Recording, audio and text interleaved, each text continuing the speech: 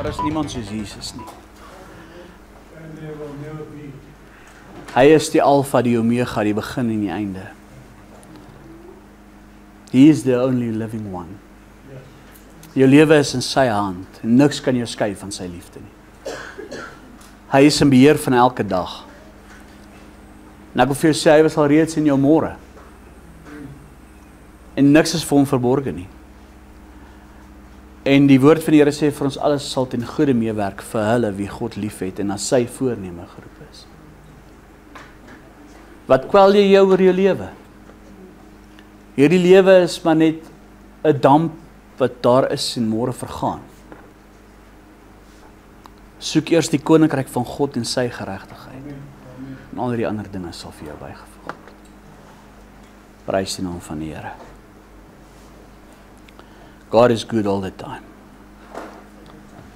Ons gaan vanoggend 'n bietjie baie Bybel lees. Maar ek glo vanmôre is iets wat elke kind van die Here bietjie moet na kyk in sy eie lewe. En ons net bietjie hierdie volgende vraag afvra wat ons gaan vra oor wat ons oor gaan praat vanmôre. Maar as jy jou Bybel by jou het, kan jy hom vir my oopmaak in Markus hoofstuk 7 en Spreuke hoofstuk 4. Markus 7 en Spreuke hoofstuk 4. Nou ons gaan baie skrif vanmôre lees, maar ek sal dit sommer vir julle lees. Maar hierdie twee gedeeltes is ons skriflesing vanmôre. Markus 7 en dan ook Spreuke hoofstuk 4. Markus hoofstuk 7 en Spreuke hoofstuk 4. Nou vanmôre wil ek hê jy moet vanmôre mooi luister na die woord van die Here. En ek dink dit is iets wat kort kom in baie kinders van die Here se lewe. Dis iets wat ons nie altyd noodwendig na oplet nie. Dis iets wat ons nie noodwendig op aandag aan skenk nie. Maar tog is dit baie keer nodig om 'n bietjie stil te staan, 'n bietjie introspeksie te doen en net te vra, Here, is ek nog waar ek moet wees? En vanmôre se woord wil ek bid dat dit iets in jou sal raak om 'n verandering te bring in jou lewe en in jou wandeling met die Here en om jou nader aan die Here te bring. Markus hoofstuk 7, ons gaan daar lees vanaf vers 1 tot en met vers 23. So dis 'n hele lang gedeeltetjie. Markus hoofstuk 7 vanaf vers 1. En die Fariseërs en sommige van die skrifgeleerdes wat in Jerusalem gekom het by hom saamgekom. En toe hulle sommige van sy disippels met onrein, dit is met ongewaste hande, sien brood eet, het hulle dit afgekeer. Nou dis as gevolg van die kosherwette van die Jode. Hulle het reinigingswette wat hulle moet doen voordat hulle eet, né? Want die Fariseërs en al die Jode eet nie as hulle nie deeglik die hande gewas het nie, omdat hulle vashou aan die oorlewering van die ou mense. En wanneer hulle van die mark kom, eet hulle nie as hulle nie gewas het nie. En baie ander dinge is daar wat hulle aangeneem het om te onderhou, die wasry van bekers en kanne en kopergoed en bedde. Daarop stel die Fariseërs en die skrifgeleerdes hom die vraag: waarom wandel u disippels nie ooreenkomstig die oorlewering van die ou mense nie, maar eet brood met ongewaste hande? En hy antwoord en sê vir hulle: tereg het Jesaja oor julle geveinstes geprofeteer soos geskrywe is: hierdie volk eer my met die lippe, maar hulle hart is ver van my af. Hoor mooi, hierdie volk eer my met die lippe, maar hulle hart is ver van my af. Maar te vergeefs vereer hulle my deur leringe te leer wat gebooie van mense is. Want terwyl julle die gebod van God nalat, hou julle aan die oorlewering van mense vas. Die wasry van kanne en bekers en ander dergelike dinge van dieselfde aard doen julle baie. Ekskuus.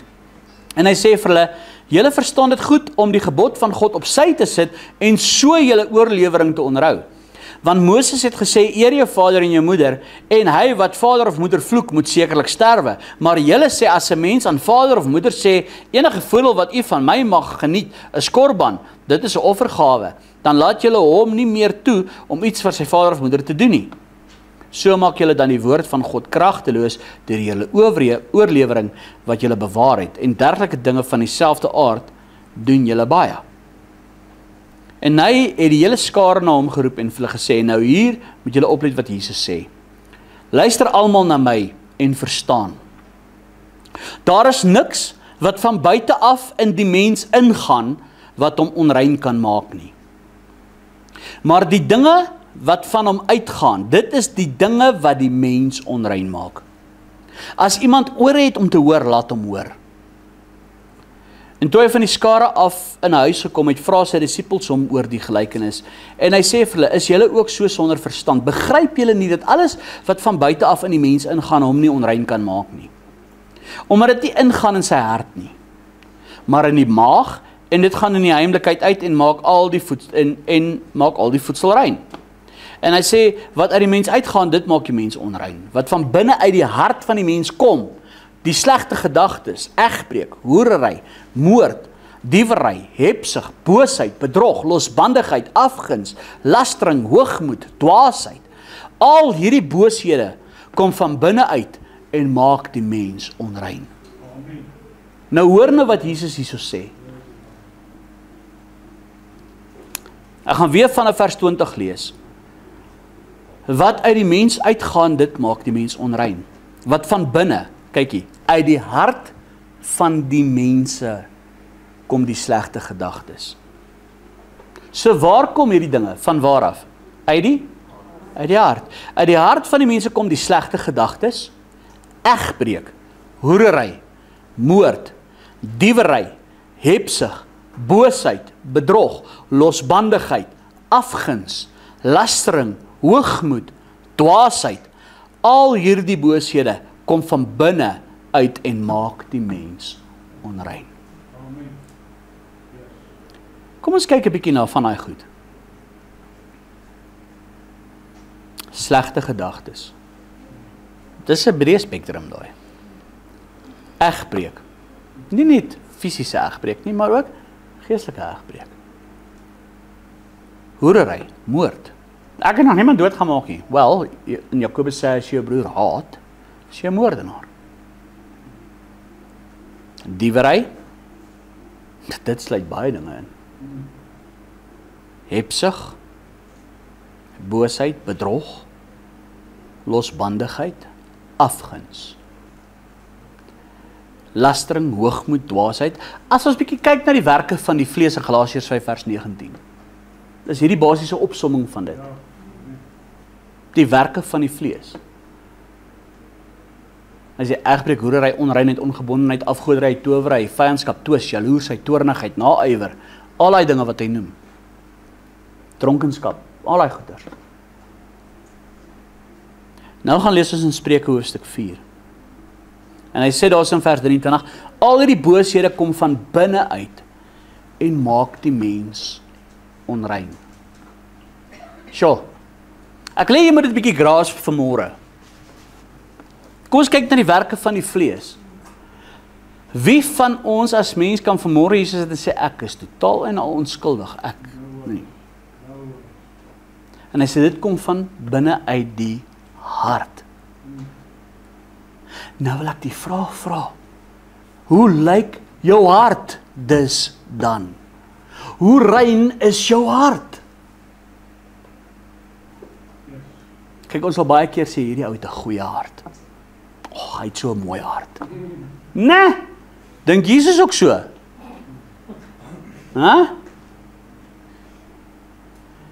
Kyk nou wat sê Spreuke 4, daarvan vers 23. Bewaak jou hart, meer as alles wat bewaar moet word. Hoor wat hy sê, wat sê hy? Bewaak jou hart.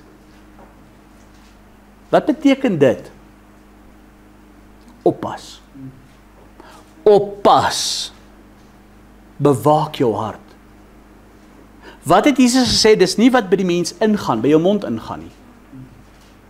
Dis nie die raak, die smaak, die roer nie aan nie.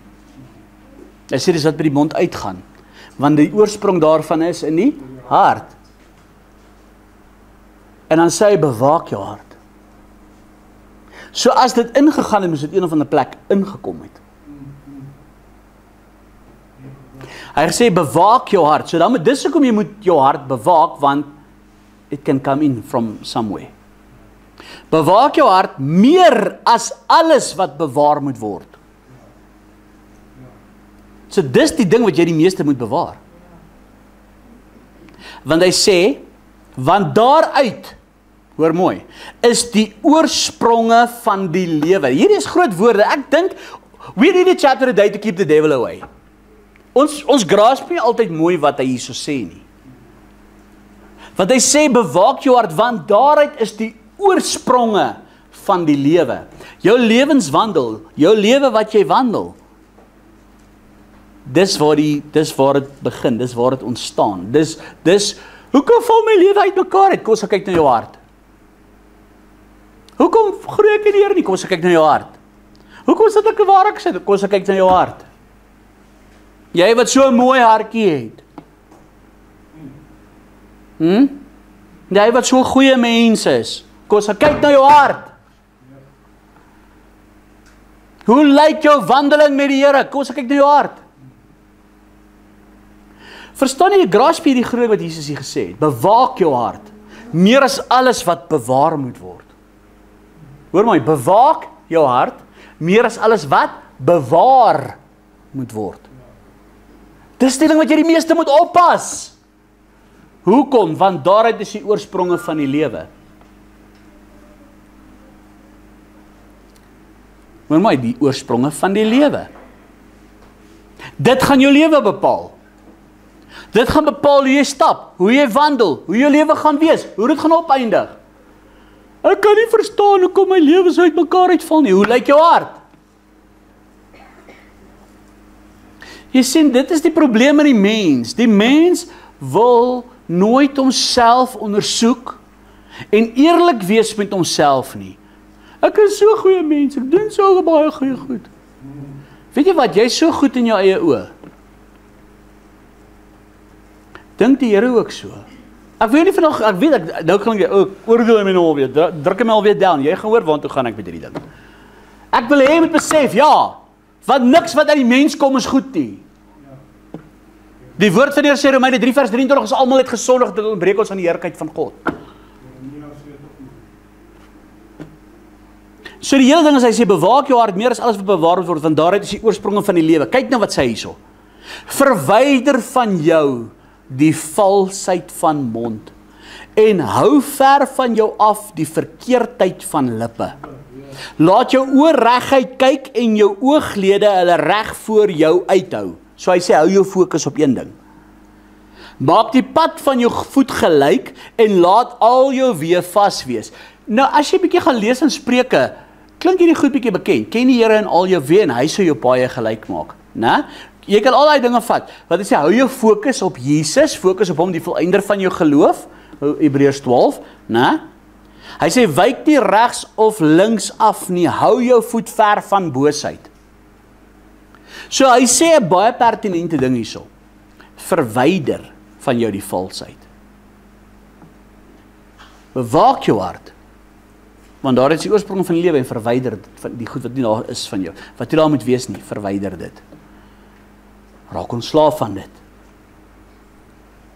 Nou as ons praat van die hart, nou mense verstaan nie altyd die konsep van die hart nie. Ons dink Jesus praat, die woord praat van jou fisiese hart, jou dit is nie jou die hart. Die hart verwys basies na jou wese, jou karakter, jou innerlike wese, jou gesindheid, die wortel van jou lewe, jou intensies, jou gedagtes, jou begeertes, jou motivering, dit wat jou dryf. Dis as hy praat van jou wese, jou hart. Nie net jou emosies alleen nie, maar jou hele wese. Ek wil sê, dit wat jou maak. Dit is as hy praat van jou hart, jou karakter, jou wese. Jou gedrag wat die uitvloeisel is van jou wese. En so as hy praat van jou hart, bewaak jou hart. Terwyl hy sê, oppas dat daai dinge jou nie verander nie. Want die werke van die vlees, al die goeders, kan jou verander. Hy wil jou verander van 'n goddelike wese wat God jou geskep het om te wees, na 'n dierlike toe. Presies wat hy sê in Romeine 1. En hy wil hê jou hart moet verduister wees, want hy weet daar dit is die oorspronge van die lewe. En hy weet, as jou hart verduister is, wat gaan die gevolg wees daarvan? Kom ek gaan vir jou sê, as jy kyk na jou hart vandag, en God moet vandag in my en jou hart kyk vandag, wat gaan hy daar vind? Kom ons gaan kyk in jou lewe, kyk bietjie in jou lewe wat daar is, wat teen God se woord is, en wat jy weet teen God se woord is, en wat jy weet nie reg is nie. Dan wil ek vir jou vra, wat gaan in jou hart aan? Wat doen jy daaromtrent in jou hart? Verlustig jy jou in daai dinge? Want dit gaan die uitvloeisel daarvan wees. As jy jou verlustig in daai dinge wat teen God se woord is, waarvan hy hier gepraat het, al die dinge wat hy net genoem het, kom ons vat die werke van die vlees. Wat gaan die uitvloeisel wees in jou lewe? Op die einde van die dag, dit is soos een groot kettingreaksie. En alles gaan uit mekaar uitval. Want, hoekom? Wat gaan aan in jou hart? 'n Ou wat gaan moord pleeg en gaan roof, wat gaan aan in sy hart? Wat is daar in sy hart wat hom dryf? Jy sê, maar daai is net die uitvloeisel van iets wat in sy hart aangaan. As ek jou vloek en skel, wat gaan aan in my hart? Dus daai vloek en skel is in die uitvloeisel van iets wat in my hart is. Dis hoekom hy sê, dis hoekom hy vir jou sê, bewaar jou lippe, bewaar jou mond. Oppas. Want wat sê die Bybel ook, waarvan die mond van vol is? Waarvan die hart van vol is? Ekskuus, ja, waarvan die hart van vol is, loop die mond van oor. Nou gaan ek vir julle nog 'n paar versies lees, hoor wat sê hy. In Psalm 51, Dawid word gevang met Batseba. Nathan die profeet kom en hy konfronteer vir Dawid. En Dawid, julle kan eintlik 'n hele Psalm gaan lees, kom voor die Here en hy met berou voor die Here. Dis hoekom Dawid 'n man na God se hart was. En Dawid sê iets pertinent in daai Psalm. Hy noem iets pertinent. Want Dawid het iets verstaan van God se hart en hy het iets verstaan van die oorspronge van die lewe. In vers 10, daar so in vers 12, ekskuus. Vers 12, daar so in hoofstuk 51, Psalm 51 vers 12, sê hy, skep vir my 'n rein hart, o God, en gee opnuut in die binneste van my 'n vaste gees. Kyk Dawid se versoek in die Here. Hy val in oorspel, hy pleeg moord, en hy kom in berou voor die Here, en wat sê hy vir die Here? Skep vir my 'n rein hart. Here, want my hart was boos. Dit is hoekom die Here sê, Dawid, jy's 'n man so na my hart. Want jy het my hart gesoek, en jy het toegelaat dat ek jou hart kon skep. Jy sê nie, dis wat ek en jy moet doen. Ons moet na die Here toe kan gaan en sê, Here, en dis vanmôre se boodskap se titel, reinig my hart. Reinig my hart, Here. Wat is vanmôre in jou hart wat gereinig moet word? Nou, ek gaan nie oor elke sonnetjie preek vanmôre nie. Daar's baie. Ek gaan jou hele jaar hier besig hou. Maar jy weet wat is in jou hart wat nie daar hoort nie. En in Jakobus skryf hy die volgende daar in Jakobus 4 vers 8 tot met vers 10 en sê hy die volgende. Jakobus 4 vers 8 tot 10. Hy sê nader tot God en hy sal tot julle nader. Reinig die hande, julle sondaars, en suiwer die harte. Jy sien jou hande sal gereinig word die oomblik as jou hart suiwer raak. Jy kan die hande was tot jy blou is, geestelik gesproke. Jy gaan nog steeds met ongewaste hande eet. Hoekom? Want jou hart is nie suiwer nie. Jou hande sal alleen suiwer word as jou hart suiwer raak. Maak dit sens? Hy sê reinig die hande julle sondaars en suiwer die harte julle dubbelhartiges. Wow, daai is 'n groot woorde. Wat beteken dubbelhartigheid? Ons gaan nou praat. Hy sê weeklag, treur en ween. Laat julle gelag in treurigheid verander word en julle blydskap in bedruktheid. Verneder julle voor die Here en hy sal julle verhoog. Hoor jy wat hy sê? Hy sê daai sonde, daai onreinheid in jou hart. As jy na die Here toe kan kom, as jy na die Here toe kan gaan in opregtheid, met 'n berouvolle hart, waar jy nie net wel, ag Here vergewe my sonde. Jy sien Dawid, as jy mooi gaan lees, toe hy na God toe gegaan het, hy het in rou na die Here toe gegaan. Gaan lees 'n bietjie Psalm 51, dit is julle huiswerk. Gaan lees 'n bietjie Psalm 51. As julle hoor, ek kan eintlik vanaf vir julle lees, daar's eintlik baie goed waaroor ek wil praat vanmôre, maar julle is mos nie haastig nie. Ek gaan so vlugtig deur dit gaan. Ek wil hê julle moet iets raak hoor vanmôre van Dawid. En dit is iets wat uitgestaan het van hom en dit is hoekom die Here gesê het hy's 'n man so na my hart. Hy sê wees my genadig o God na u goedertierendheid, delg my oortredinge uit na u grootheid van die barmhartigheid, was my heeltemal van my ongeregtigheid en reinig my van my sonde, want ek ken my oortredinge. Kyk daarso, hy loop nie in denial nie. Hy loop nie in denial nie, hy weet wat is in sy hart. Ek ken my oortredinge en my sonde is altyd deur voor my. Teen u alleen het ek gesondig en gedoen wat verkeerd is in u oë, sodat u regverdig kan wees as u spreek, rein as u gerig hou. Kyk, in ongeregtigheid is ek gebore, en so gaan hy aan. Vers 9 sê, ontsondig my met hyssop, dat ek kan rein wees. Was my, dat ek witter kan wees as sneeu. En dan gaan hy verder, hy sê, verberg u aangesig vir my sondes en delg uit al my ongeregtighede. Skep vir my 'n rein hart, o God, en gee opnuut in die binneste van my 'n vaste gees. Jy sien, hoor hierso wat hy sê. Hy vra vir die Here, gee in my binneste 'n vaste gees. En die woord van die Here sê hierso, hy praat hierso van, hy sê, suiwer julle harte, julle dubbelhartiges. Dawid vra, gee vir my 'n vaste gees. Verwerp nie van die aangesig nie en neem die Heilige Gees nie van my weg nie. Weet jy, ek dink, ons vergeet hoe baie male ons die Heilige Gees bedroef.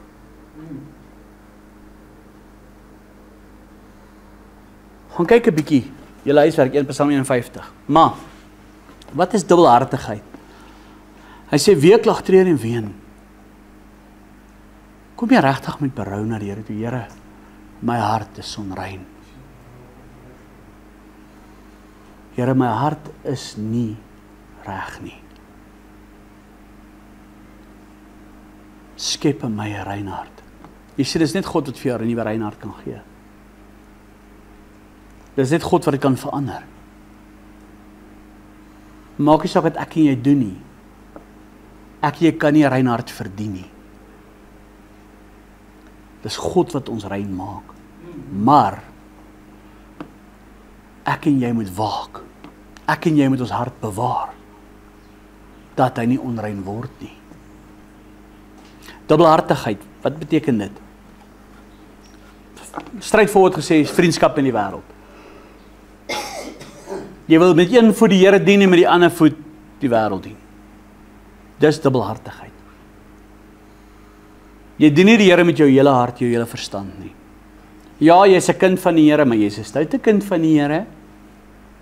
Ek het al gehoor pastore sê sulke goed. Waar kom jy daaraan? Weet jy wat? Dubbelhartigheid, gefeinsdheid, weet skynheiligheid.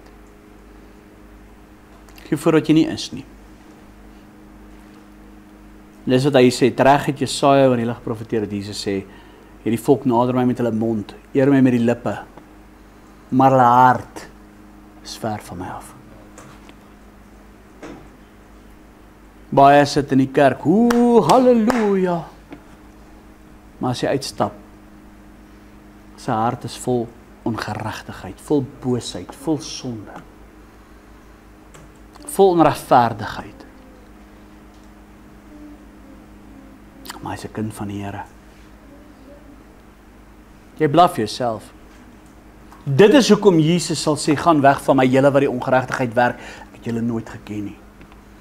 Jou hart was nooit by my nie. Jou hart was in die wêreld. Hoe lyk jou hart vanmôre? Weet jy, dit is my interessant as hy praat, as ons kyk na die borswapen, ag die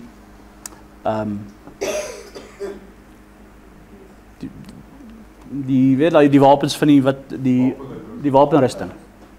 Kan op my tong, want ek dink nou.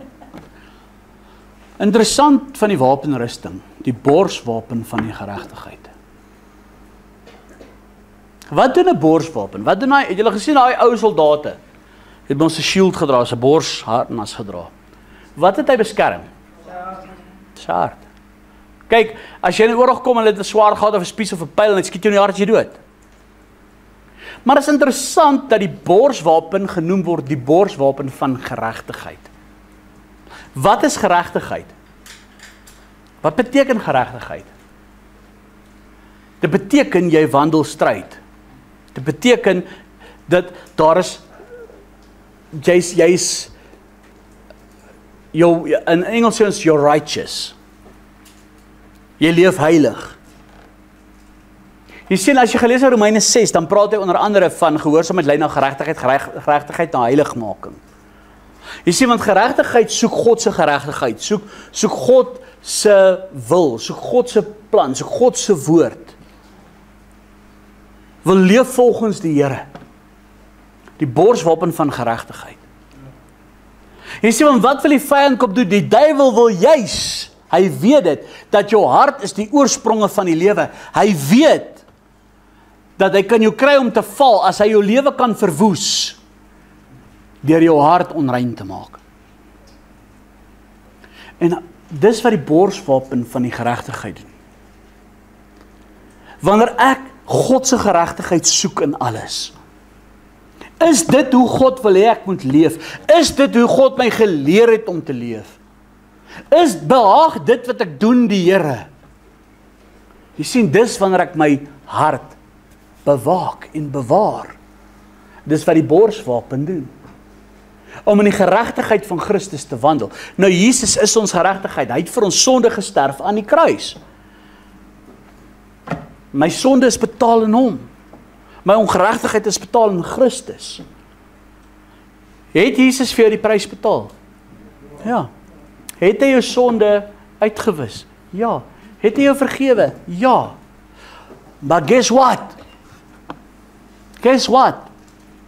Hoekom wil mense nog in sonde wandel? Maar ek is vry van sonde. Jesus het ons my skuld betaal. Jy mis die hele punt. Hoekom sê God vir jou leef heilig? Om jou te beskerm teen jouself. Wiemand, kan ek iets vertel, né? Jou grootste vyand of jou grootste, ek wil eintlik sê die grootste vyand wat jy kan beleef is as God jou vyand is, maar die grootste vyand in vandag se tyd is jouself.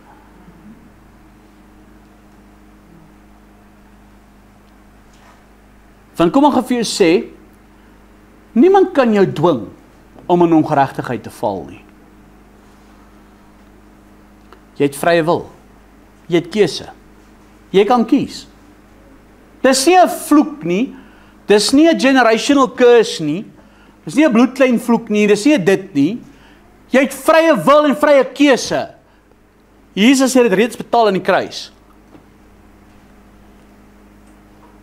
Jy kan kies wat jy in jou hart toelaat. Jy het 'n keuse. Wat jy saai, sal jy maai.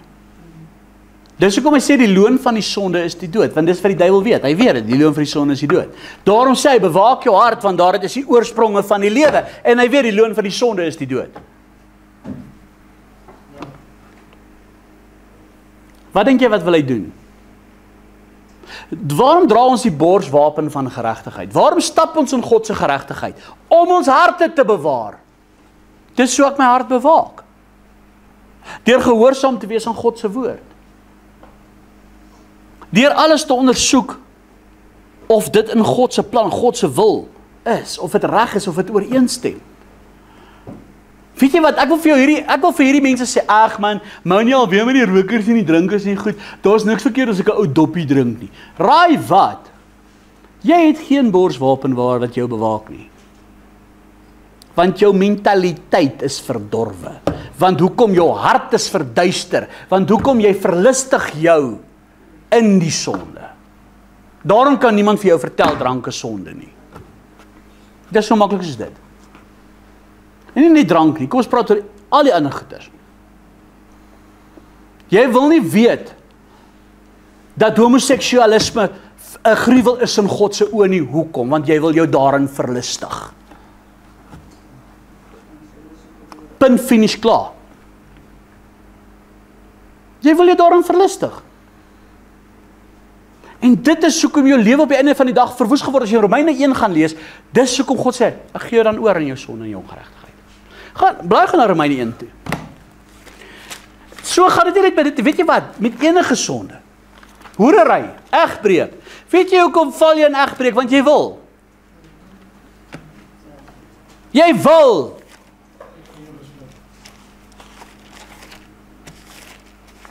Dis jou eie welis wat jy so intoe vat. Jou eie tong wat daar op die grond sleep. Jy nie kan inhou nie.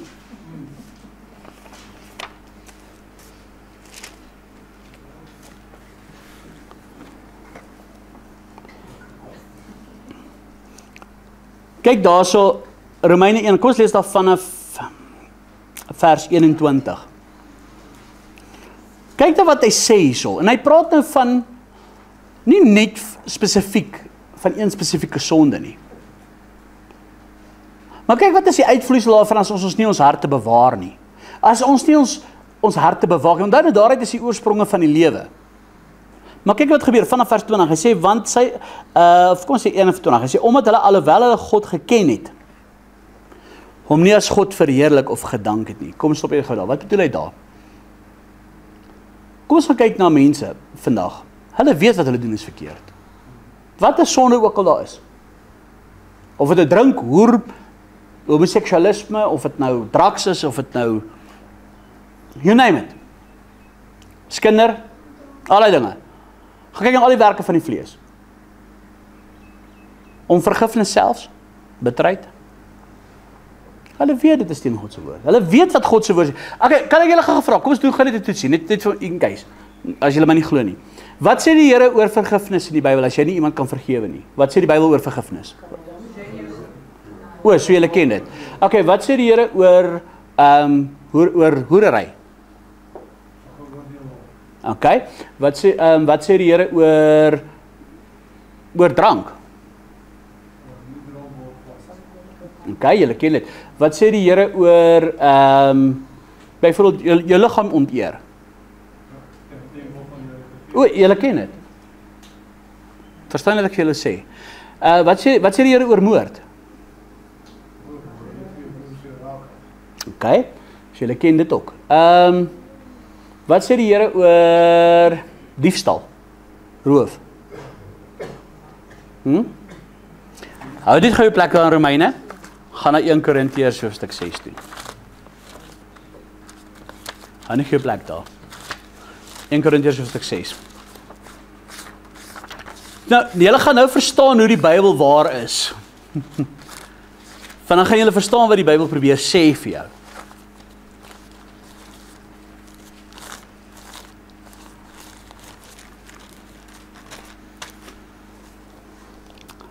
Okay, 1 Korintiërs 6, kom ons lees dan vers 10. Moenie dwaal nie. Geen hoereerders of afgodedienaars.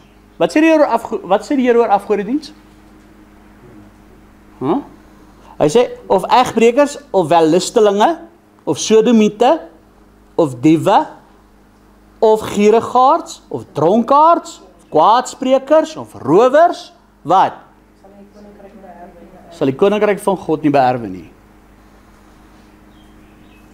Nee, ons weet wat God sê. Galasiërs 5 vers 19, dat die wat sulke dinge doen, die werke van die vlees, wat sê hy ook daar, sal die koninkryk van God nie beerwe nie. So, dit is wat hy sê, bewaak jou hart, want daaruit is die oorspronge van die lewe. Ek lê maar die prentjie nou hier so sien vandag. Want hoekom? Daai goed maak jou hart boos, en die loon van die sonde is die dood. Nou kyk nou hierso wat sê in Romeine. Romeine hoofstuk 1 vanaf vers 21, hy sê, omdat hulle alhoewel hulle God geken het. Julle almal weet wat die woord van die Here sê oor al hierdie goed. Ek het julle nou die vraag gevra en julle almal het geantwoord. So julle weet wat sê God oor al die ongeregtigheid. So julle het hom geken, né? Hy sê, so alhoewel hulle God ken, hom nie as God verheerlik of gedank het nie. So hulle sê, jy het geweet wat sê God daaroor, jy het net jou agter en daarop afgevee. En jy het aangehou wandel in daai sonde wat jy gedoen het. Jy het maar net aangehou. Jy het jou net afgevee aan God se verordeninge daaroor. Jy weet wat die Here sê, maar so wat. Dan gaan hy verder, hy sê, maar hulle het dwaas geword in hulle oorlegginge. Jy sien, want dit wat hulle gedink het vir hulle self. Hulle in hulle onverstandige hart is verduister. Maar dit hy sê van hulle hart? Wat? Hulle onverstandige hart is verduister. Ek wil sê daai onverstandige hart, hulle onnosel harte is verduister. Hulle weet, dis teen God se woord. But you're still doing it. So wat, hoekom doen jy dit? Jy weet dit is verkeerd by jou aan om dit te doen, hoekom? Waarom? Want jou hart is verduister. Eshwena, you've got a dark heart, man. How? Plain Afrikaans gesê. Terwyl hulle voorgee dat hulle wys is. Jy's te slim vir jouself. Jy dink jy's slim. Ons het daai spreekwoord, daar sê Daleen dit nou, slim vang sy baas. Jy dink jy's slim, jy dink jy weet alles. Jy dink jy kan jouself probeer regverdig soos wat jy wil. Guess what? Jy speel nie met God nie. God laat hom nie bespot nie. Net dit wat die mens saai, sal die mens maai. Hy gaan verder, hy sê, terwyl hulle voorgee dat hulle wys is, het hulle dwaas geword. En die heerlikheid van die onverganklike God, jy sien, dit wat God vir hulle bestem het, dit wat God vir hulle bedoel het, dit wat Jesus vir hulle aan die kruis gedoen het, hy het vir hulle die heerlikheid gegee, hy het hulle nuut gemaak, hy het vir hulle die ewige lewe gegee, hy het hulle heeltemal weergebore gemaak, maar hulle het hulle agterend daarin afgevee. Hy sê, verander in die gelykvormigheid van die beeld van die veranderlike mens en is van die voëls en die viervoetige en die kruipende diere. So, hulle het aan die diere gelykvormig geword, dierlike natuur, die natuur van die dier. Kom maar kyk, weet 'n hond is verkeerd om te steel? Weet 'n hond dit is verkeerd, byvoorbeeld, om dood te byt? Om te gaan hoereer? Jy het gesien hoe hoereer 'n hond? Hè?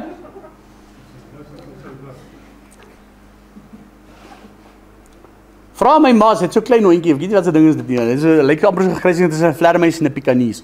Maar dan daai hond is gewoonlik gedurig in die straat, hy weet nie, ek wonder of hy ooit weet waar bly hy. En dan sê jy sien as 'n string honde saam, om jy maar weet. Dit klink nog vir my soos baie soos die mens vandag. Kyk wat sê hy verder, hy sê daarom het God hulle ook in die begeerlikhede van hulle harte oorgegee. Wel, jou hart is verduister, jy wil nie jou hart verander nie. Doen dan wat jou hart begeer om te doen. En dan gaan hy verder, hy sê, daarom het God hulle ook in die begeerlikheid van hulle harte oorgegee aan onreinheid, om hulle liggame onder mekaar te onteer.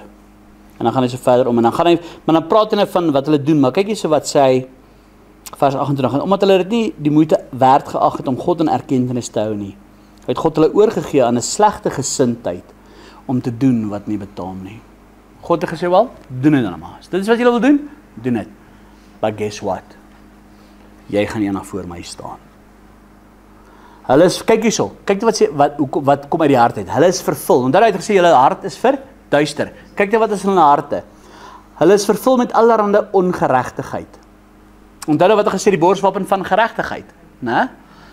Dis waar jou hart bewaak mee. Kyk net wat is ongeregtigheid.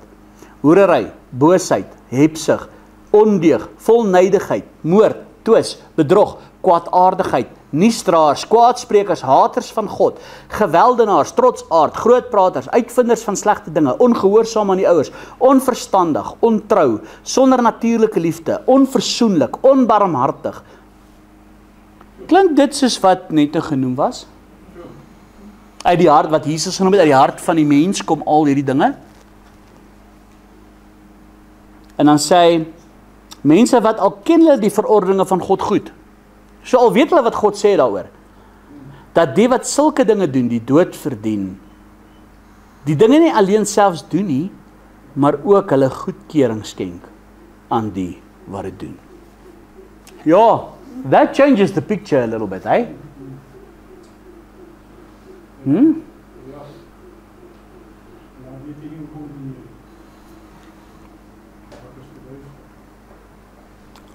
Dat selfs, keer het net goed, wat die ander doen.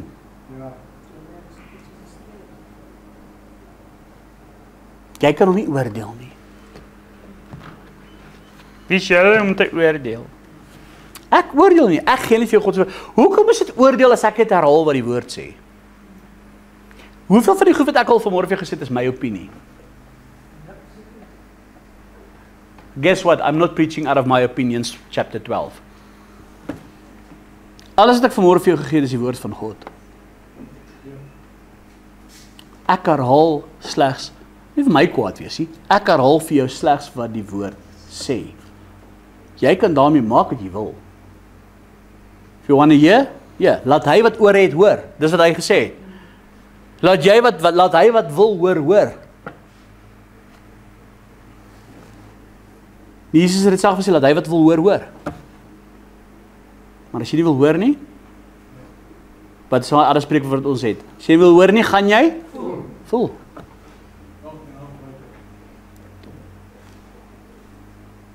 Bewaak jou hart. Dis hoekom hy sê, neem die volle wapenrusting op, sodat jy weerstand kan bied in die dag van onheil. Nadat jy alles volbring het, staande kan bly, staan dan vas, jy lende met die waarheid omgord, met die borswapen van die geregtigheid aan. Hoe verkry ons 'n rein hart? Punt nommer 1 is, God is die enigste wat vir ons 'n rein hart kan gee. Here, net soos Dawid, kom ek na U toe. My hart is verduister, Here. Dis hoekom ek gedoen het wat ek gedoen het. Ek besef dit. Sal U in my 'n rein hart skep. Ek besef, ek het verkeerd gehandel. Maar weet jy wat? Baie van ons het daai mentaliteit. Ons doen dit, maar dan breek ons nooit met daai ding nie. En dis die eerste ding. Kom na die Here toe, gaan bely dit voor die Here. Soek vergifnis by die Here, hy sal dit vir jou gee. Maar weet jy wat, 'n rein hart soek, ek wil eintlik sê soek aktief. Jy's genuine aktief besig om die verkeerde dinge uit te skakel. Jy maak doelbewus 'n keuse. Here, ek weet dit is verkeerd, daarom gaan ek dit nie doen nie. Klaar.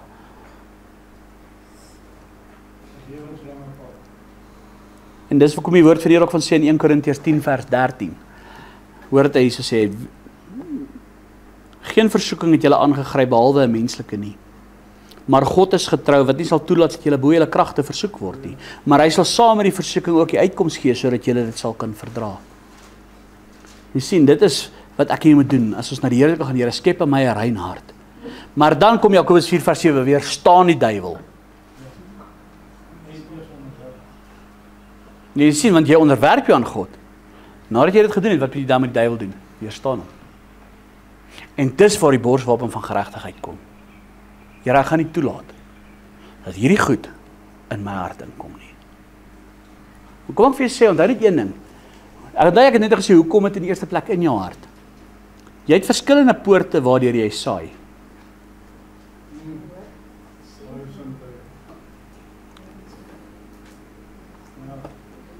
Dit wat jy dink, dit wat jy sien, dit wat jy hoor,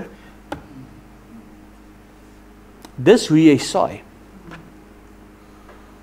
En dis hoekom, as jy gaan kyk na die volle wapenrusting, die helm van verlossing, bewaak jou verstand. Dit cover jou oor, dit cover jou ore.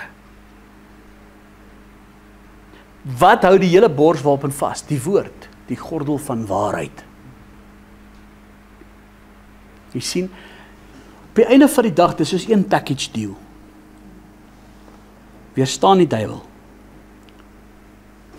Een van die dinge wat mense baie terughou in hulle harte is onvergifnis en bitterheid. Onvergifnis en bitterheid veroorsaak baie verduistering in die hart. Want dit is soos 'n ketting, dit is soos 'n katalisator wat ewe skielik alle hel breek los as gevolg van hierdie een punt. Dis soos die vuurhoutjie in die petrolkan. Laat gaan van onvergifnis en bitterheid. Weet jy, ek gaan 'n bietjie nou die skrif bietjie buite konteks vat. Maar julle gaan verstaan, ek gaan dit om dit aan te sluit wat ek nou wil sê. Maar Jesus praat onder andere, hulle kom na Jesus toe, hulle vra vir hom oor egskeiding, byvoorbeeld. En hulle vra vir hom, is dit 'n man gehoor of vir enige rede van sy vrou te skei? Jesus sê vir hulle, het julle in Matteus 19, julle gelees dat Jesus gesê het, dat God gesê het, hulle van die begin af man en vrou gemaak het nie, en hulle antwoord, hulle vra vir hom hierdie vraag, hy sê, kyk nou hulle harte, hy sê, maar waarom het Moses dan beveel om aan haar 'n skeibrief te gee? Hy het so bevele gelees. Is daar so Matteus 19 vanaf vers 7. Hulle sê vir hom, waarom het Moses dan beveel om 'n skeibrief te gee en van haar te skei? En hoor dit antwoord Jesus hulle in vers 8. Hy sê, hy antwoord hulle, omdat Moses weens die hardheid van julle harte julle toegelaat het om van julle vroue te skei. Maar van die begin af was dit nie so nie. Ja. Hoekom gebeur dit? Hardheid van harte, onvergifnis, bitterheid. Weet jy wat mense se harte is verhard teenoor mekaar? En daai bitterheid veroorsaak baie dinge. En daai is 'n uitvloeisel vir baie van die ander dinge. En hulle wil mekaar seermaak. Ek wil vir jou sê, onvergifnis. As jy nie daarmee gaan deel nie, gaan dit lei na bitterheid toe. En wanneer jy verbitterd is in jou hart, beloof ek vir jou, jy gaan sien hoe gaan jou lewe begin uit mekaar uitval.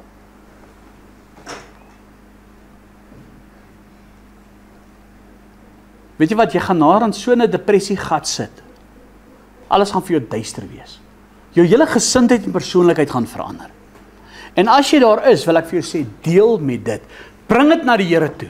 Weet jy wat in die verlede gebeur het? Ja, al was dit hoe seer, al was dit hoe erg. Wat in die verlede gebeur het gebeur. You can't change the past.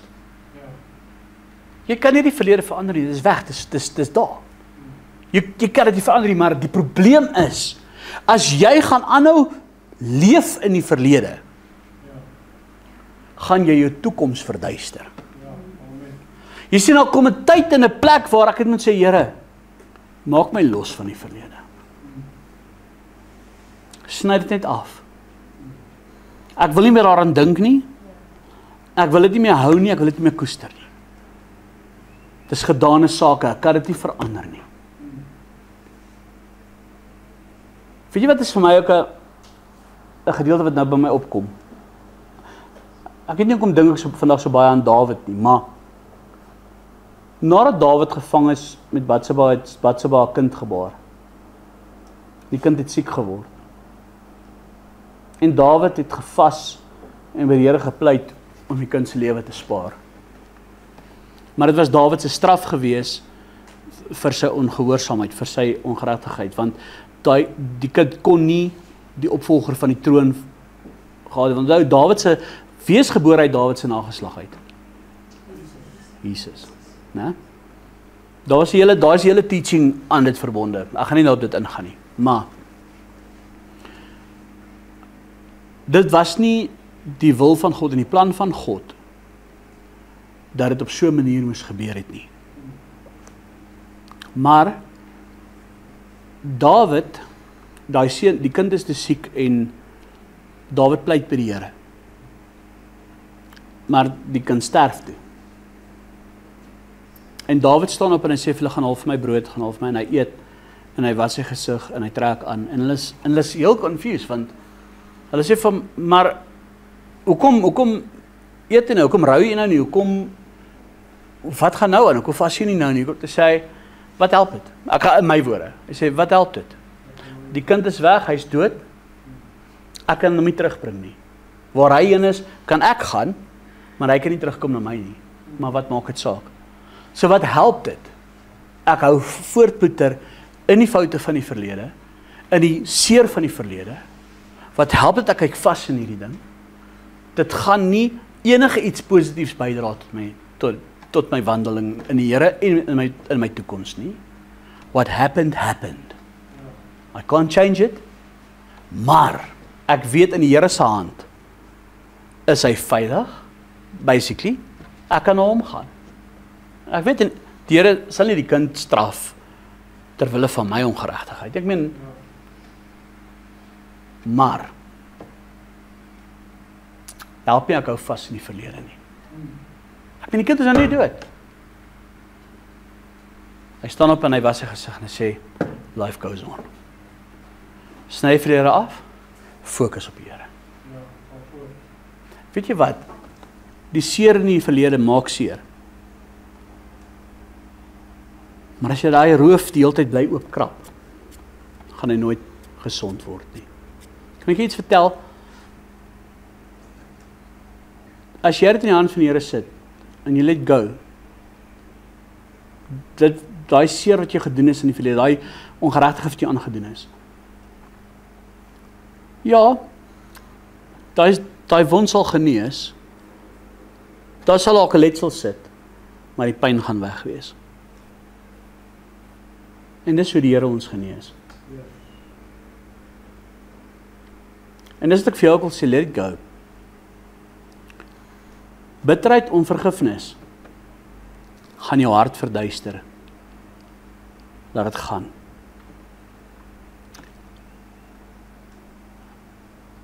Maar begin jou gees, jou siel en jou verstand te vul met God se woord. Begin jou wese te vul met dinge van die Here. Die woord van die Here. Bou verhouding met God. En ek wil vir jou sê, op die einde van die dag, dit is, as jy vir die Here vra, skep in my 'n rein hart, dis wat die Here gaan doen.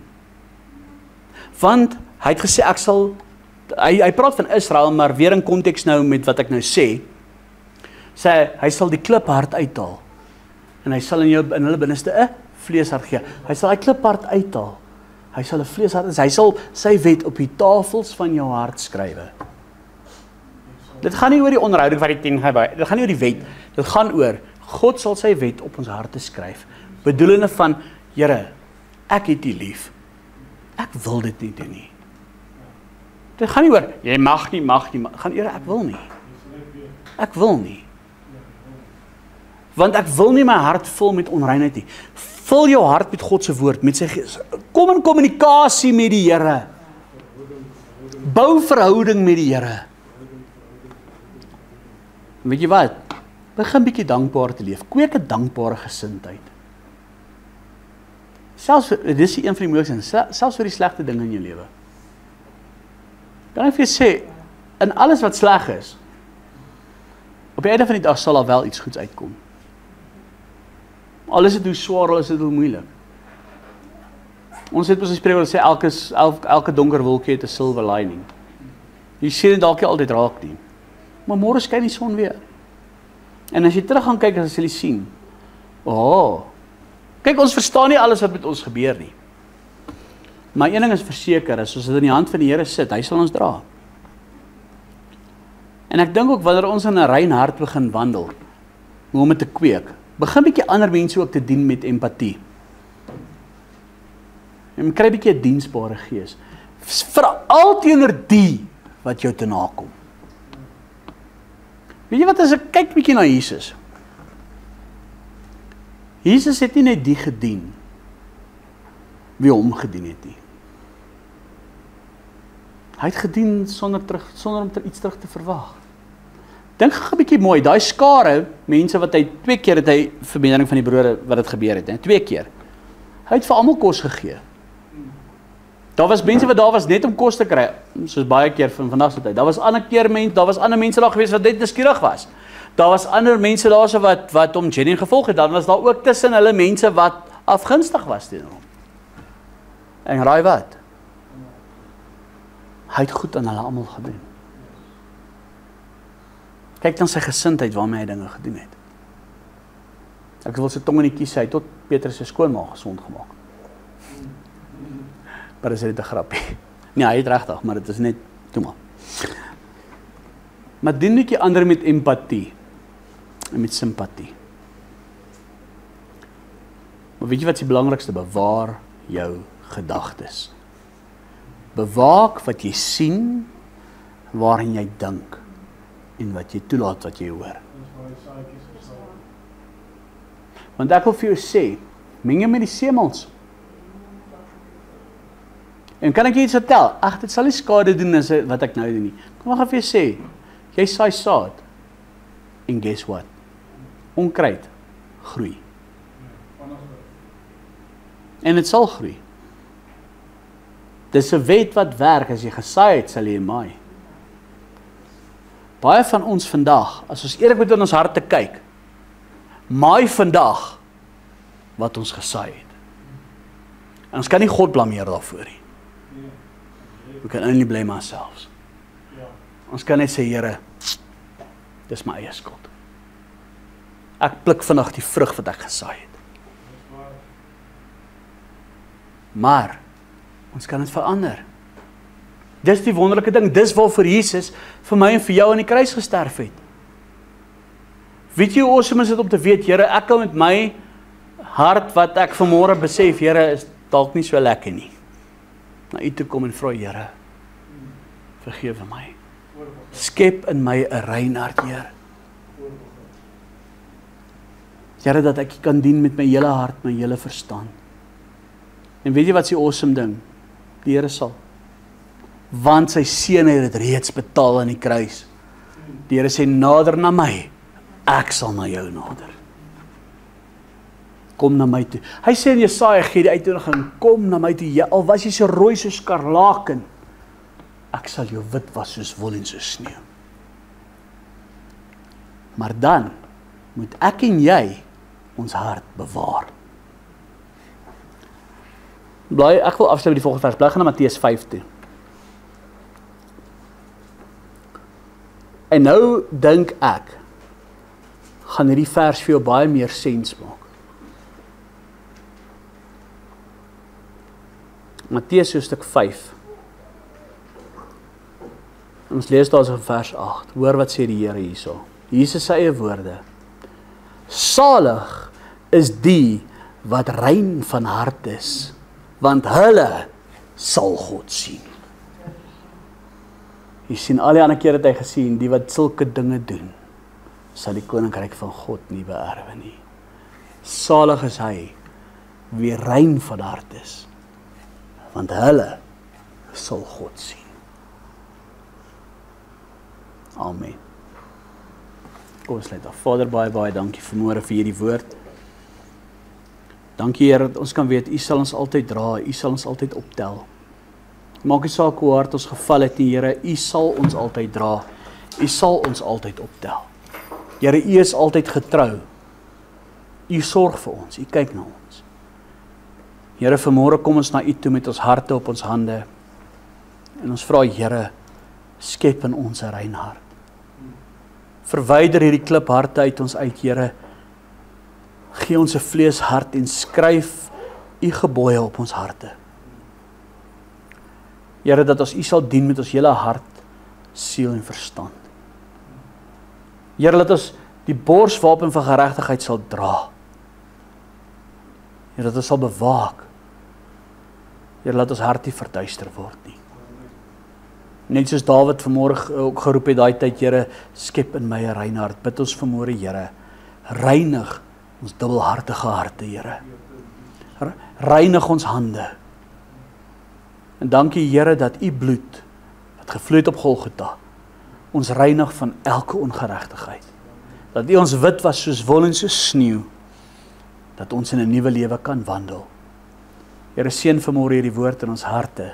Heilige Gees, sal U die naprediker wees. Ek bid dit in Jesus naam.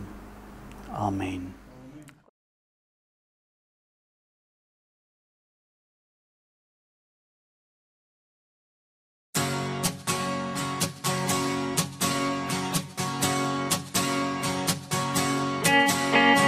Bly by my Heer, terwyl die skemer daal.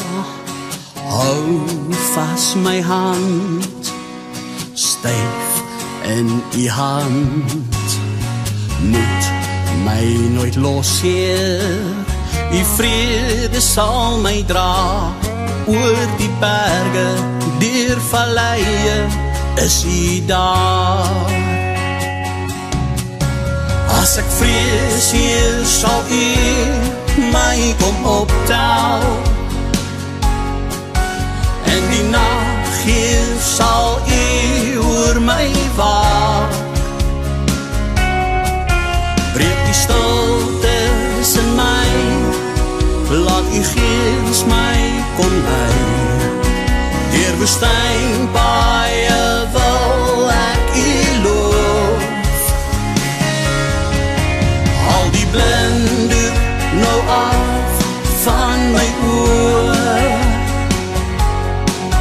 Laat ek U sien wie U werklik is. Skep in my 'n rein hart, Heer, dat ek U lief het vir wie U is. Dat ek vir ewig in U skuilplek hier kan rus. Sag klink die stem van Jesus my Heer. Hy sal my nooit los nie, my God bly in beheer. My kragte sal hy nie maak, geloof sal ek weer vind. Hy is my anker, hy is my vrede, hy is my Heer. As ek vrees, Heer, sal U my kom optel. In die nag, Heer, sal U oor my waak. Breek die stiltes in my, laat U Gees my kom lei. Deur woestynpaaie wil ek U loof. Al die blinde nou af van my oor. Laat ek U sien wie U werklik is. Skep in my 'n rein hart, Heer, dat ek U lief het vir wie U is. Dat ek vir ewig in U skuilplek hier kan rus. Skep in my 'n rein hart, Heer, dat ek U lief het vir wie U is. Dat ek vir ewig in U skuilplek hier kan rus.